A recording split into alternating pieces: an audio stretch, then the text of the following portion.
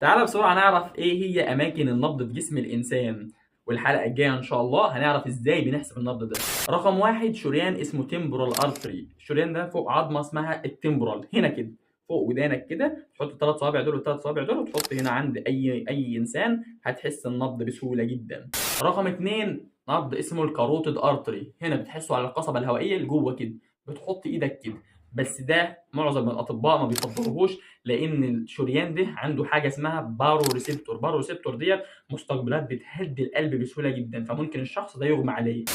رقم ثلاثة، الراديال ارتري، هنا كده عند العظمه دي ناحيه صبعك الكبير، هتحط الثلاث صوابع كده هتبدا تحسه بسهوله جدا، وده اسرع حاجه. رقم أربعة، الشريان اللي على العظمة ديت اسمه دورساليس بيدس ارتري، هنا كده ناحية صبعك الكبير من جوه كده، تحط ثلاث صوابع هتبدأ تحس النبض بسهولة جدا. دي كانت أسهل أماكن ممكن تعرف منها النبض.